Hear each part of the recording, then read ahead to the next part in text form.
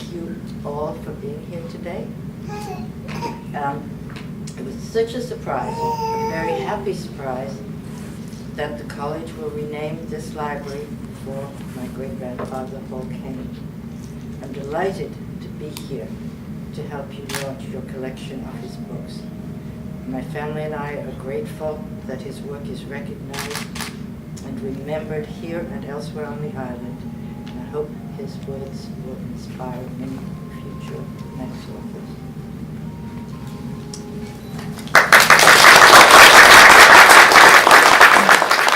Thank you to Mrs. Gloria Rukeyser, who is the great-granddaughter of Hall Caine, who has kindly travelled from California to be with us today to open and launch our collection. So, I'm delighted to welcome you all here this morning and to meet our special guests. And before we begin, let me share with you some history about Hall Caine. Hall Caine was born in 1853. He was raised in Liverpool and partly with his grandparents and uncle here in the Isle of Man.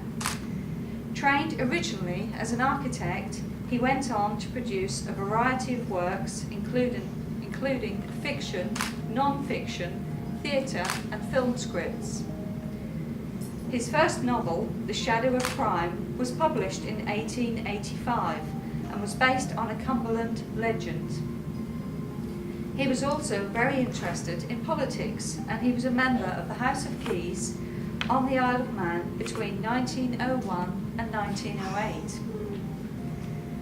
During World War I, Hall Caine put aside his fictional work and concentrated on journalism, letters and articles to help the war effort, and in 1918 he was knighted by the British government for his propaganda work. He lived in Grever Castle and in 1929 became a freeman of Douglas. He died in 1931. Our Hall Caine collection consists of copies of his novels, including a number of first editions and numerous books around 100 years old. Amongst them, we have a copy of Captain Davy's Honeymoon. This is 124 years old, and many more works that have been kindly donated to us. There are also books about Hall Caine's life, and including his political career. Gloria has kindly donated some of the books to us today, and we hope that the Hall Caine collection will continue to grow as we develop it over time. UCM's library has been named after Hall Caine, and this academic library is accessible to all, and we do hope that you will come along and enjoy the collection. I'm now going to pass you over to Ola Corkhill, who has kindly agreed to read a passage from a letter by Hall Caine for us this morning. Thank you.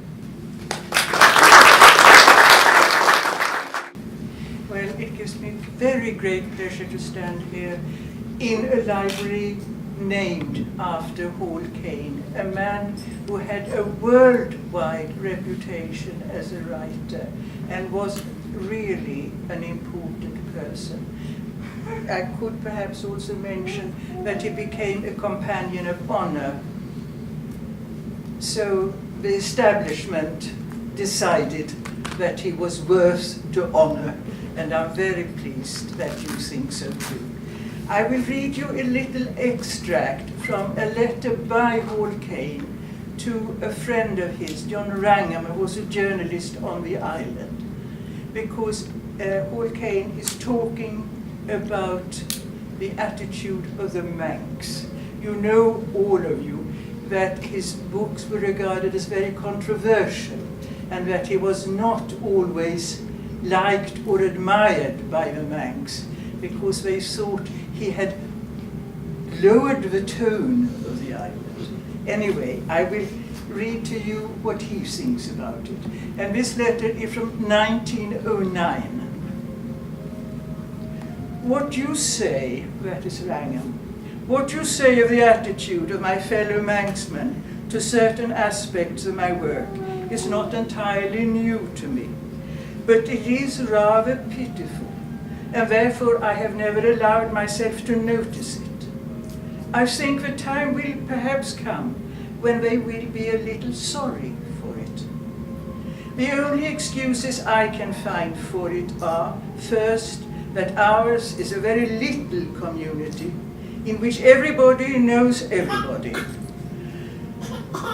And it's difficult to give a Manx name that does not suggest somebody, or to describe an incident in fiction that does not suggest something akin to it in real life.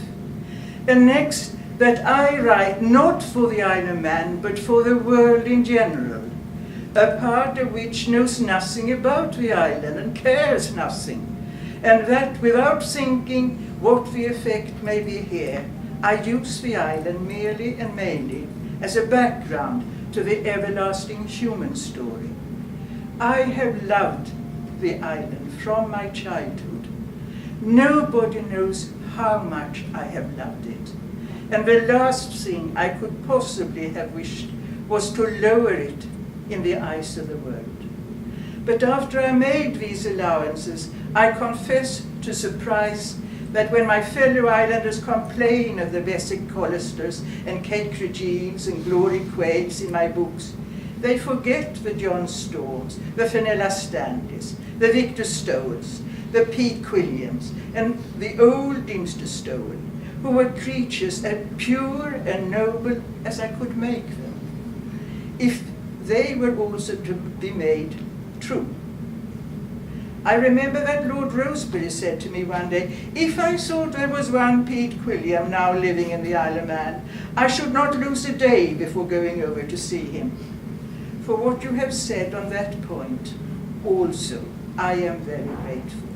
And then I must never forget that besides yourself, with your constant upholding, I have always had my very warm friends and supporters among my fellow countrymen, and that one of them, at least, was maybe the ablest and most gifted of all Manxmen, T. Brown, whose appreciation was for years the inspiration of my life and is now my most cherished memory.